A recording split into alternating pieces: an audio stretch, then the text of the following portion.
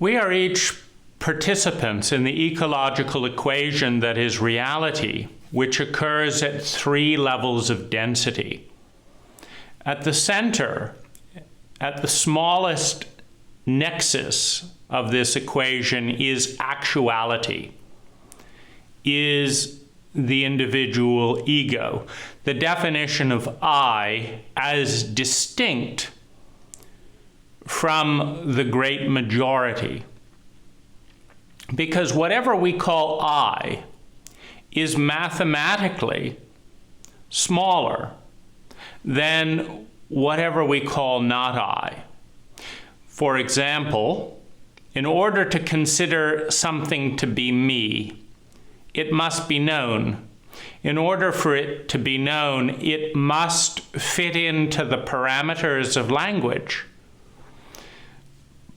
In order to fit into the parameters of my language, it must fit into the parameters of English. And if we consider, statistically speaking, what it is that I know that fits into English so that I'm capable of thinking it, because all thought is predicated on language, and we compare that to all that I don't know, 99.9999999% of all of this reality on these dimensions: length, width, height, space-time, thought, feeling, sensations. If we look at that narrow spectrum of dimension and look at the tiny little bit that I know and the tiny bit that I can put into language, and we compare that to the totality of what could be known, of what has been known, of what is known and what will be known just in this species alone. We're not talking the things that bats know, or that ice worms know, or that polar bears know. We're not talking about all the things that are known, just the things that billions of humans have known, know, and will know. Then we see that we're dealing with less than 1/billionth of just the available things to know as a human being on just these limited dimensions.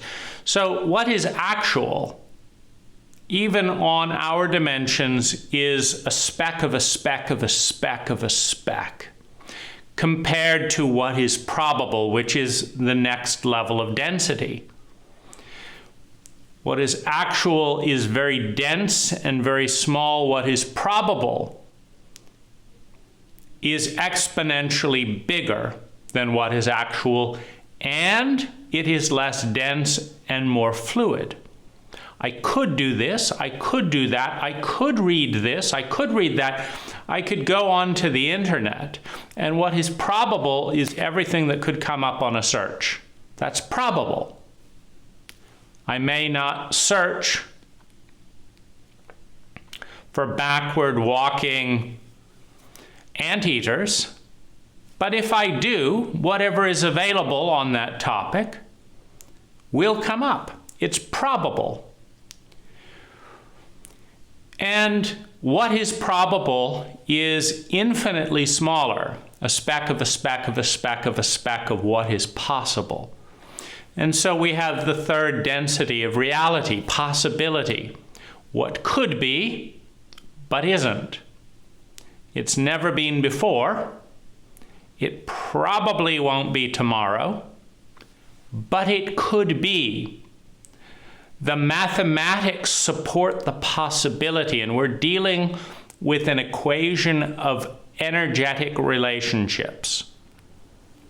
We're dealing with an equation that says if you've got these numbers of decibels, if you've got these number of numbers, that there is a possible equation And it's not probable because, for example, even if you look at the use of letters, there's a law which shows this 45-degree angle where this is the most common used letter, and then right below it is this. And it descends in use until the last letters just disappear.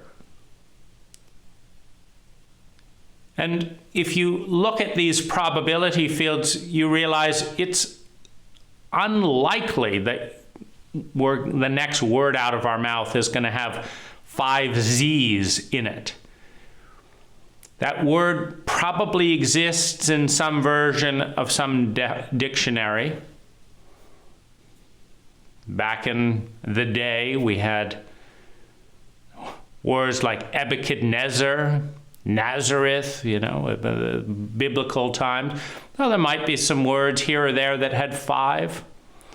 Probably not a word that has 25 Z's in it, but we're talking about probable. In possibility, absolutely. If the possibility field is consisting of 1 trillion digits, 10 trillion digits, 10 trillion trillion digits, well, certainly in the possibility field, there are words with 1 trillion Z's, 10 trillion Z's, 10 trillion Z's. The possibility field is exponentially bigger than the probability field. Now, within the very limited paradigm of our cult, our habit of thinking, feeling, speaking, and doing,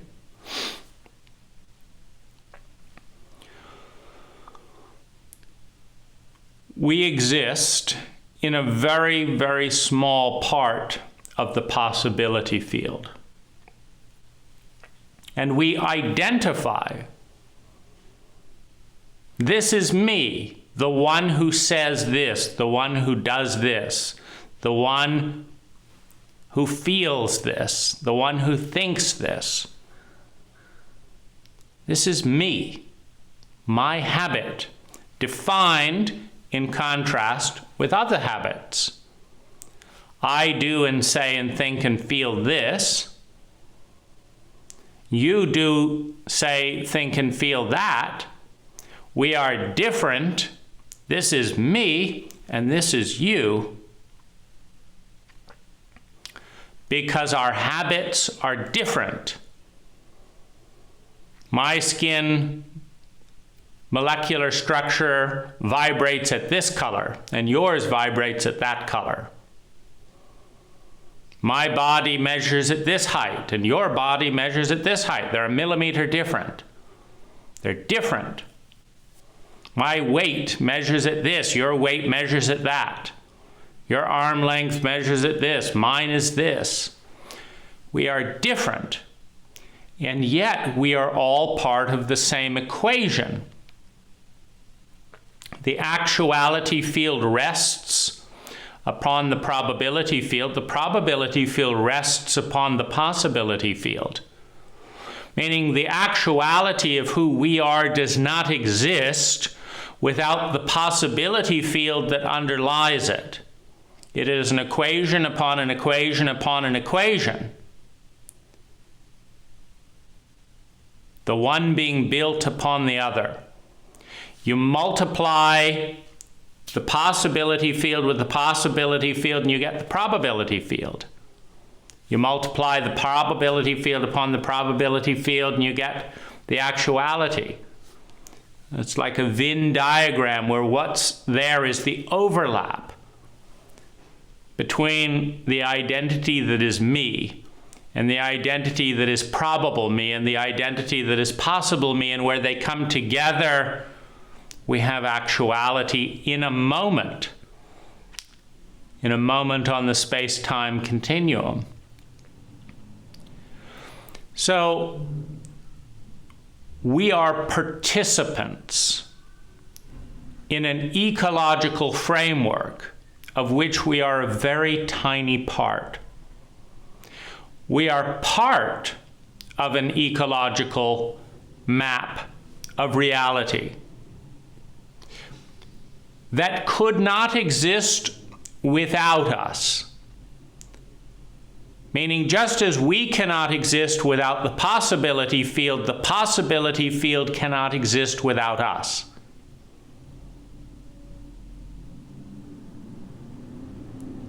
If you look at the distinction in possibility,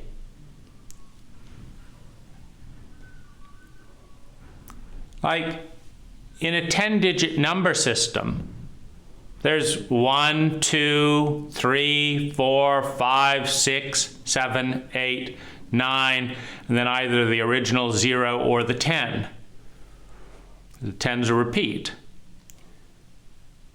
You cannot have a 10-digit number system without an 8 or a 7. So the 7 doesn't exist without the 10-digit number system. But the 10-digit number system also does not exist without the 7. They are interconnected. A possibility field, by definition, contains all possibilities, including you, including me, including my dog. It also includes probable me's. I could have been reading my email right now. I could have done this video on a different day. That is innate within the possibility field. If I didn't exist anywhere within the possibility field would not be the possibility field. Because by definition, all possibility includes me. In other words, we are part of the actuality field, we're part of the probability field, we're part of the possibility field in an interconnected relationship. Energy is coming out of the larger field to the smaller field, and energy is going back from the smaller field to a larger field. It's like a company. The company cannot exist without its employees cannot exist without the company. As employees, you cannot be employed somewhere that doesn't exist, and you cannot exist without employing something as a company, as an entity. So there is a reciprocity of energy between the individual ego, the actuality field, which is much bigger than the individual ego, because at any given moment in time, it's not just me that exists. My dog exists laying over on the floor. These lights exist actually in this moment. Now, I could throw them out. The garbage trucks are driving by. I could say, wait for me. Let's get all these lights on here. That's probable. Nothing stopping that happening. There's no big leap of faith that I couldn't gather up a bunch of lights and throw them out in the garbage truck. It's probable, but it's not yet actual. But that probability field is a part of me. And the possibility field is part of the probability field.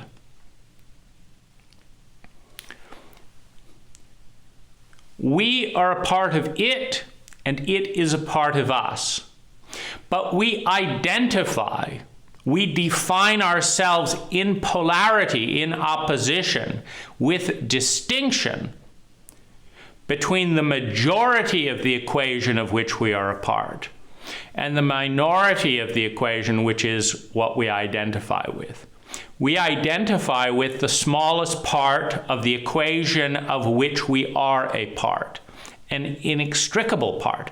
We identify with the smallest part of the equation of which we are a part.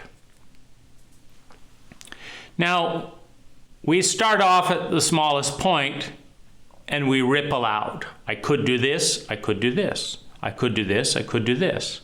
You can think of it as a radius of probability. For example, if I can lift my arm up like this, the same radius of probability suggests that I can lower it like this. It's the same muscle. If I speed up this muscle, that I can go like this faster, then I can probably go like this faster, because it's the same speed, the same muscle. I'm demonstrating a capacity which is circular in nature, which ripples out in all directions. If I'm an artist and I can accurately draw your face, I've opened up a probability field where I can accurately draw almost anything that I can see, because faces, in order to accurately draw a face, I have to have a feedback loop and a dexterity and a pencil or a pen or whatever it is that I'm using that is so tight. See, there's the garbage truck. We're missing our opportunity to throw all these lights out the garbage. As I head towards my chiropractic appointment in a few minutes, I'm missing my opportunity to catch up on email. Probability after probability after probability out the window in order to stay with a very tiny actuality that relates.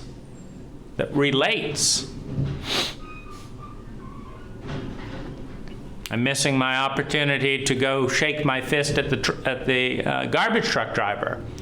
Why do you always have to interrupt my videos on a Friday? Don't you have anything better to do? Can't you get some electric trucks? Probabilities. Not terribly probable, because that type of behavior doesn't lead to more well-being most of the time. And we all want that. We all want to feel sustainably better and avoid feeling chronically worse. So we listen to feedback. We listen to, that takes us closer. Starts off good and heads in a bad direction. Cocaine tastes great for the first couple of hours. Then you've got an expensive habit or whatever it is. And so it's like, that one sours at the end. It's got an aftertaste. It's not what we want. What about this and what about that? We're exploring the probability field, even as we participate in expanding it, even as we mark the probability field with our actuality. We are participants in the smallest part of the equation. Now, in order to grow in the cycle of life, you think of life as an in-breath and an out-breath, an expansion and a contraction. In order to grow and connect with reality. Want to come up? See, we take certain choices, like the choice to let a dog into the room. Is he going to sit quietly? Is he going to wander around? Is he going to distract you? Is he going to come and want to be held? They're all in the probability field. What's he going to do today? But if you leave him out of the room, there's no probability field to access around the particular equation, the particular variable. That is a dog. So, if we think about judgment, if we think about acceptance, if we think about growth, if we think about forgiveness, the possibility field must exist in order for the probability field to exist, in order for the actuality field to exist. Which means that it is possible that someone does something that is very painful to our identity. Our habit of thinking, feeling, speaking, and doing what we identify with is violated, is interrupted, is disturbed, is negatively impacted, is shattered, is traumatized by some other pattern of energy on the possibility field. That's possible.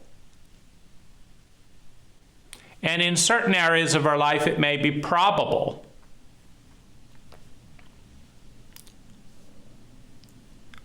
The actuality field is founded on those possibilities and probabilities. Now, when we identify solely with the individual identity called the ego in relationship with the outer reality called the probability field, in relationship with the imaginal reality called the possibility field, we are connecting to the smallest part of that equation, us. The possibility field is the biggest part of that equation. So if we want to grow, we must move outward from the distinction that separates us from the vast majority of the equation of which we are a part, to the possibility field that links us with everything. At the density level of reality that is the possibility field, at that point in the equation, every single thing is linked to every other thing in every conceivable way. This pinky, even on the actuality field, is connected with Mars, connected with Pluto, connected with Neptune. How? How's this pinky connected with Neptune? Well, they both share a gravitational constant. They both have atoms. So there's a habit in that equation that is activated and playing out in this finger. And there's the same two habits that are activated and playing out on Neptune. They're connected through habit, through a common denominator, on just those two metrics alone.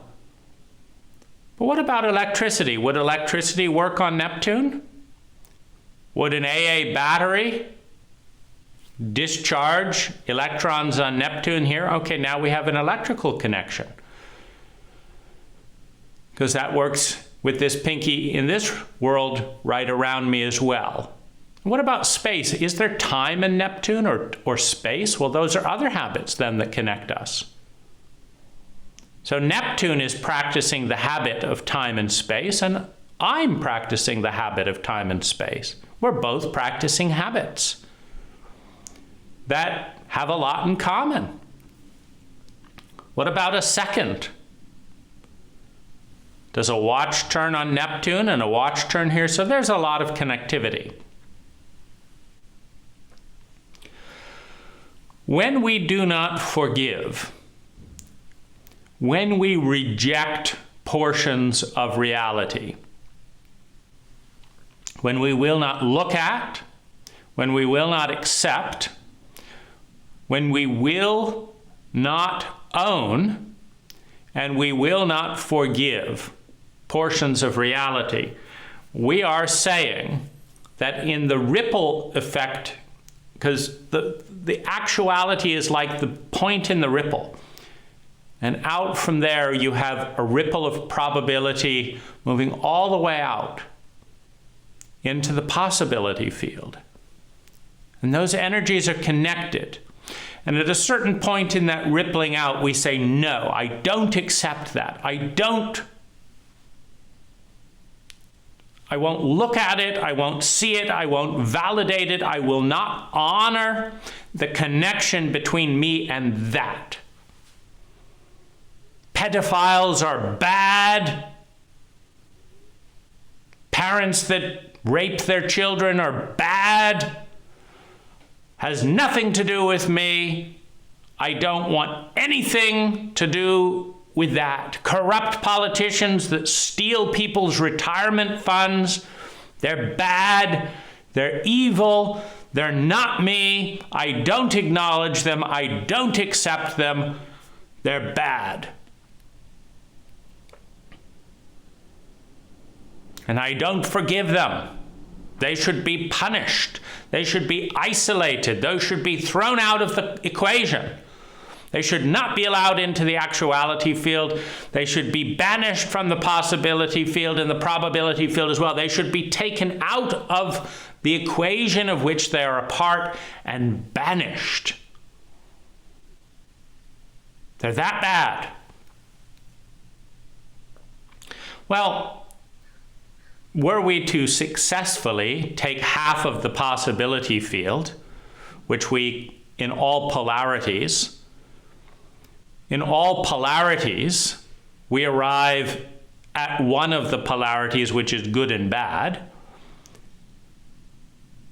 And if you measure good and bad scientifically, you take reality and you cut it in half. You cut it in half. Because a possibility field ripples out in all directions. So once you've decided that left is a bad direction and right is a good direction, at a possibility field, they're both equal. You can go left infinitely and you can go right infinitely. You can't say that infinite right is bigger or smaller than infinite left. So when you divide reality through the lens of good and bad, you take half of the possibility field, half of the probability field perhaps, half even of the actuality field perhaps, and we say this half is good and this half is bad. Now, were we to successfully export, because what we've done is we've taken the totality of a mathematical equation, we've cut it in half, and then we've decided, we've invented the concept and paradigm of garbage. And then we've decided that the best thing to do with garbage is to get rid of it. And so we're going to take half of the circle, that is the planet, half of the circle, that is the probability field, the possibility field. We're going to export it where? Outside of possibility? Well, if it's possible to do it, it's inside the possibility field. Well, we're going to do it anyway. We're going to take half of possibility and we're going to export it inside the possibility field in which it's possible to export it. We're going to cut reality in half. Then we're going to see how the wheel spins. How does a wheel spin when it's cut in half? Smooth and graceful, violent and bumpy? We're going to cut reality in half. We're going to export it. We're going to deny it. We're going to punish it. We're going to exclude it. We're going to attack it. We're going to hate it. We're going to send it away. Well, we don't exist. We don't exist without a complete possibility field, and we contribute to the complete possibility field. If you delete half of a human body, this half is good, that half is bad, the entire body falls apart. If you cut a possibility field in half, the possibility field falls apart for everything. The human body cannot function cut in half. The dog cannot waddle along on its two right legs, cut down the middle of its spine. A finger no longer functions cut off from the hand. The hand, if bled to death through a severed finger, doesn't function either. The bigger the wound, the bigger the severing, the bigger the collapse of the mathematical system.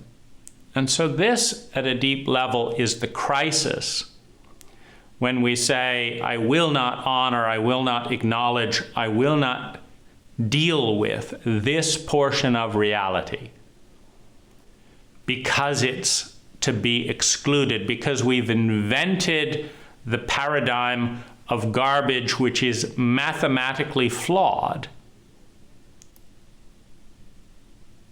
Because the actuality field is predicated on the probability field, which is predicated on the possibility field, which must include all things that are possible. or the entire fabric of the equation collapses.